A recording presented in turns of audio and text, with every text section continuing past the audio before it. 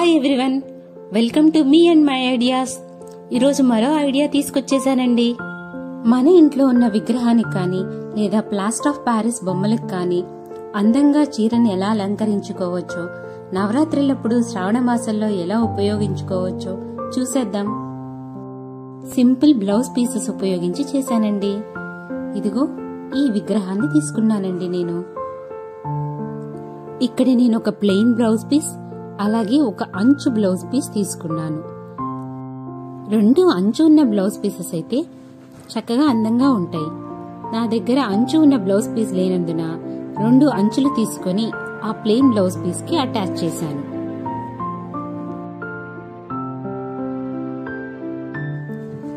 ఇక్కడ నేను blouse piece ని 3 మడతల మీదుగా తీసుకున్నాను.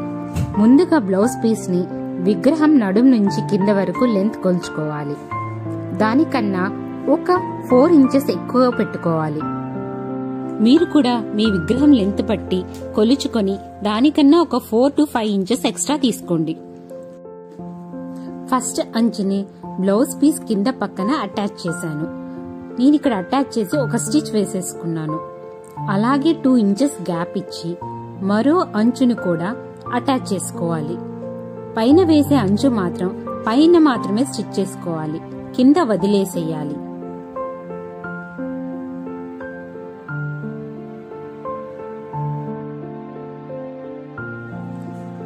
అలా వదిలేయడం వల్ల మనకి డబల్ లేయర్ శారీ కట్టినట్టుగా ఉంటుంది. బ్లౌజ్ పీస్ ని ఒక మడతపై ఇంకో మడత వేసుకుంటూ సాధ్యమైనంత వీలున్న చిన్న మడత వచ్చేంతగా ప్రెస్ చేసుకోవాలి. మనం ఎంత నీట్ గా గట్టిగా ప్రెస్ చేసుకుంటే కుచ్చిళ్ళు అంత చక్కగా కనపడతాయి. ఇక్కడ నేను చిన్న మడత 1 ఇంచ్ వచ్చేదాకా ప్రెస్ చేశాను.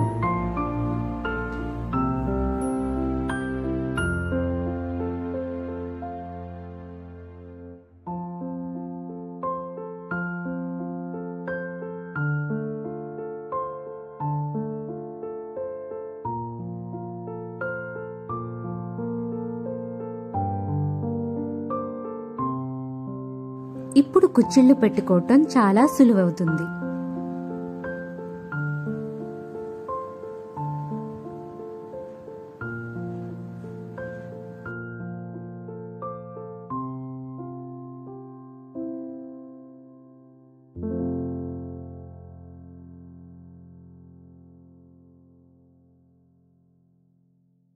అలా సన్నగా కుచ్చిళ్లు పోసుకోవడం వల్ల పెద్దగా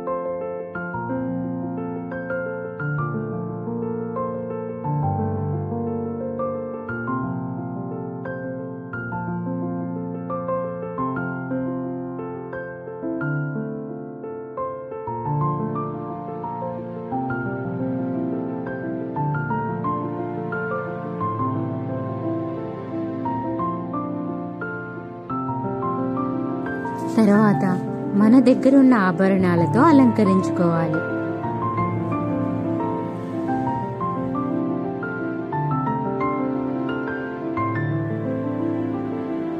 ఇక్కడ నేను బ్లాక్ ఊల్ తీసుకొని వెనకాల గ్యాప్లోంచి వెనక్కి తీసుకెళ్లి అమ్మవారికి హెయిర్ లాగా సెట్ చేస్తున్నాను.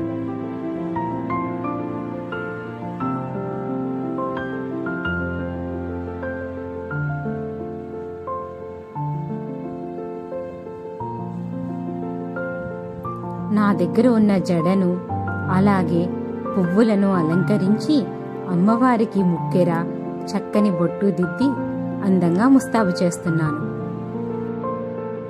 ఇదిగోండి, పూర్తిగా ముస్తాబైన అమ్మవారి విగ్రహం ఎంత అందంగా ముద్దుగా ఉన్నారో కదా. అసలు మన దగ్గర ఉన్న విగ్రహం లాగానే లేదు. కొత్త రూపు సంతరించుకొని మరింత అందంగా కనిపిస్తున్నారు.